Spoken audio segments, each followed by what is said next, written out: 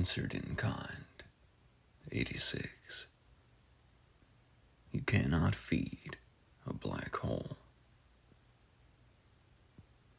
Don't drop your grain of salt. You need that so you can think for yourself. There are those who will beckon for your response backwards. They do not come in the spirit they profess. They do not approach with decorum or courtesy. They arrive with the subtle rapacity of those who wish to see how you flinch. Their interest is not communion, but extraction, and extraction, when wielded through the psyche, wears the unmistakable scent of energetic vampirism. But, as it has been said, the lips of wisdom are closed, except to the ears of understanding. And they had better be, because you cannot feed a black hole. You cannot nourish an abyss that has made starvation its identity. If you try, you will merely famish yourself while the void grows denser. Some desire healing, yes, but they seek it by wounding. They poke, prod, and deliver their little passive-aggressive jabs, believing this stratagem will mend the original injury inside them.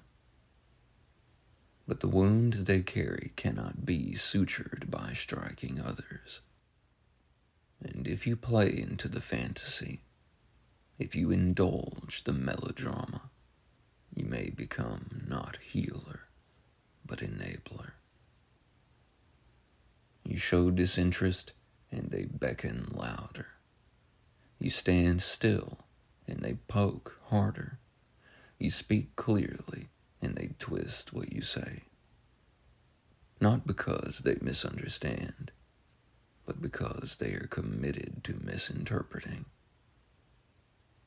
Projection is confession. Judgment is fear with a mask on. Whenever someone insists on seeing you in the most distorted possible light, you can be sure they are wrestling their own shadow. If a person cannot perceive that what they are projecting is their own ego, if they cannot pick up what you're putting down and can only criticize, then you may have no business speaking with them.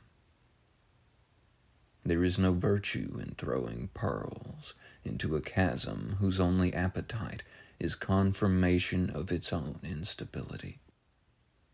Sometimes the provocation is subtle, the half-joke delivered too pointedly, the teasing wrapped too snugly around a real insult, until suddenly the mask slips, and their disdain rings a little too vibrant, a little too unguarded, and you see, and you know, they are not after clarity.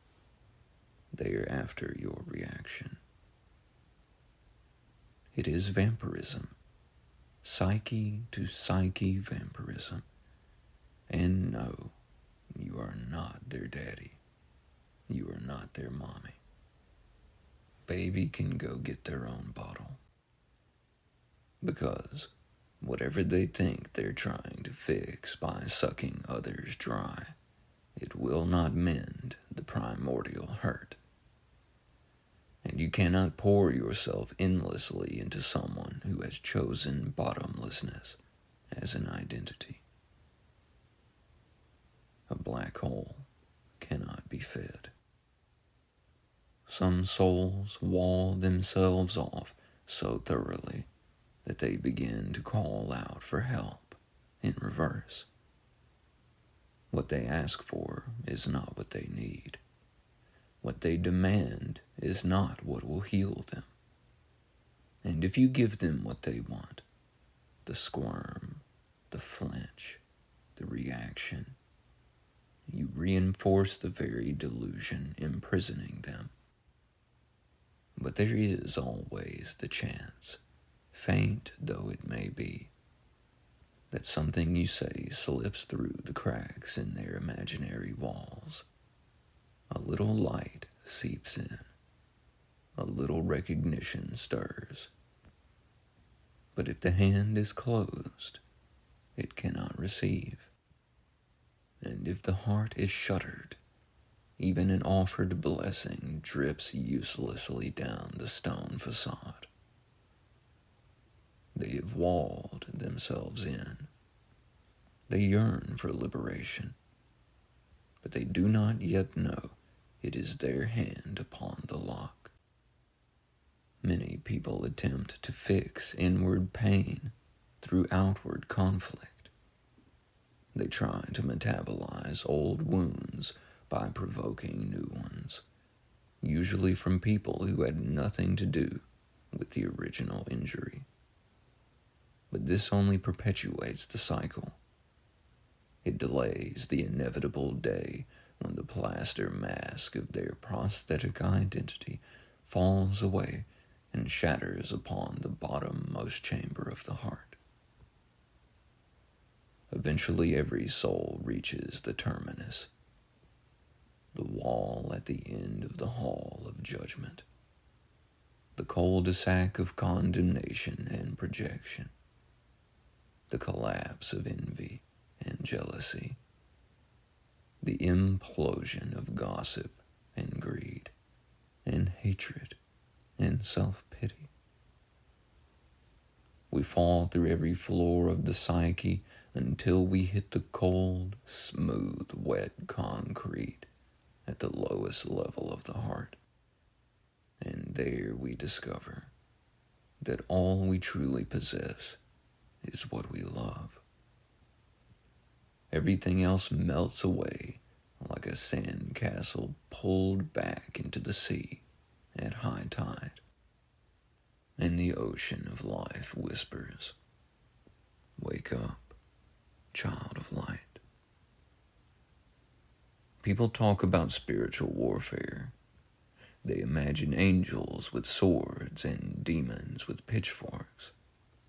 But the real spiritual war is precisely this: someone's unhealed self recoiling, bristling, writhing in the presence of something that agitates their unresolved pain. Their irritation rarely has anything to do with you. It is their own inner fracture echoing outward. Only they can address it.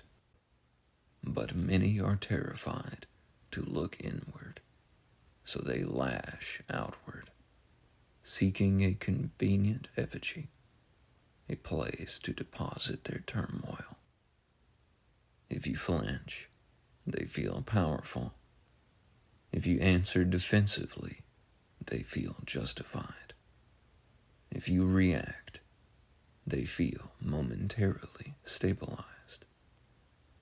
But this validation is a counterfeit currency. It soothes nothing. It heals nothing. It only postpones the eruption.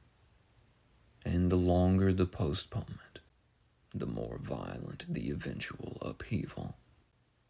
Thus, sometimes the wisest thing one can say is simply, goodbye. Not with malice, nor contempt, but with sovereignty. And as they depart, you send forth the full radiance of all the divine love of your being to bless and prosper them. Some might protest, but isn't that feeding the black hole? No, because you do not give them what they want. You give them what they cannot yet accept. If you offered love directly, in the plain sense, they would likely reject it, because what they are really asking for is your vulnerability, your flinch, your surrender to their script. They want to see you squirm so they can feel the faint spark of borrowed power. But your sovereignty is not for sale. You stand firm. You stand clear. You stand in the luminous quiet of one who knows. You do not tell me what to do. If a person comes not for understanding, but for distortion, not for truth, but for conflict, not for clarity, but for chaos, then you owe them nothing but the dignity of your boundaries. You cannot heal someone who is committed to mishearing you. You cannot pour clarity into a vessel that leaks by design. You cannot feed a black hole. This vampirism is the cousin of people-pleasing. When you give and give and give, hoping to stabilize someone who refuses to stabilize themselves, you discover the same truth. They only want more. External validation is a starving maw, bottomless, ravenous, and utterly incapable of satisfaction. People think validation nourishes them, but what they receive is fleeting, a momentary hit, a sugar rush of approval, and soon it fades, leaving only shadows, and the cycle resumes. How long do you wish to roam in shadows? How long do you grip the barbed wire and call it destiny? How long will you stomp barefoot in the thorns and blame your neighbor for the pain? You stand naked before the infinite, always. And the infinite is none other than you, believing your own mask is real. You may crucify yourself upon the same emotional cross 1,000 times, but eventually the thorn pierces so deeply that you gasp, and in that moment, you finally let go of the briars. At first, the hands tremble. You feel naked without the old familiar suffering. You may feel powerless or ashamed. But there is nothing wrong with a little recognition. For if you sprint through the forest of life with your eyes closed, eventually you will collide with a tree. You deserve better than that. I do not tell you what to believe. I simply show you what I have seen. What you do with that seeing is your responsibility. Labeling others as vampires misses the deeper truth, though their behavior may resemble vampirism. We are each unique, unrepeatable emanations of the divine, and to label any of them as fundamentally separate is to remain ensnared in the illusion of separation. Hin to Pan, all is one. How curious a species we are. One person drives with a vanity plate declaring, "I am God." Another with "anointed." And between them, the whole spectrum of human self-perception dances. How little capacity for recognition we often possess.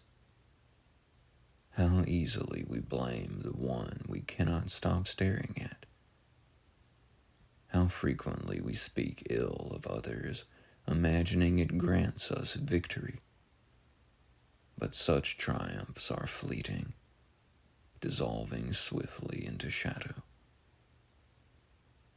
If you believe you are powerless, you are, If you believe you are powerful, you are. You are that powerful. Always.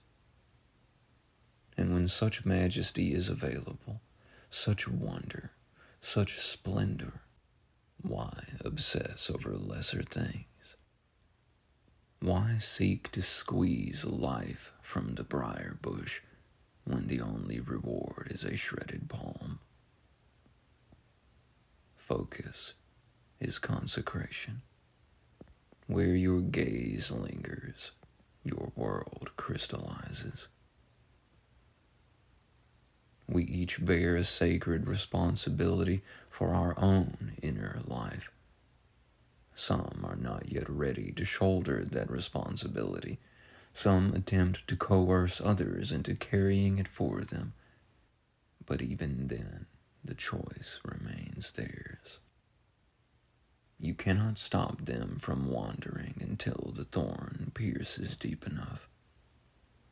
You cannot force someone to awaken, but you can refuse to participate in their illusions. It is within your full authority to live a lie, but it is no one's responsibility to perpetuate it for you. You can bow out gracefully. You can preserve your energy. You can recognize the black hole for what it is and choose not to step across its event horizon. And as you go, you send them love, not as performance, not as indulgence, but as sovereignty. A blessing from afar cannot be misused. It does not enable. It does not feed the void. It is simply the natural exhalation of a heart that knows itself. You cannot feed a black hole. You cannot stabilize someone by destabilizing yourself. You cannot heal a wound by allowing someone to wound you further. You cannot give clarity to one who demands confusion. You cannot help someone who insists their pain is your fault. You cannot hold yourself hostage to the projections of the fearful. But you can stand. You can see. You can recognize. You can bless. And you can walk away. Let not the trembling of another be a sign to tremble. Be like water lapping an unseen shore. Let the light explain you. God bless your divine presence. I send you all the divine love of my being to bless and prosper you. Praise love and pass the compassion.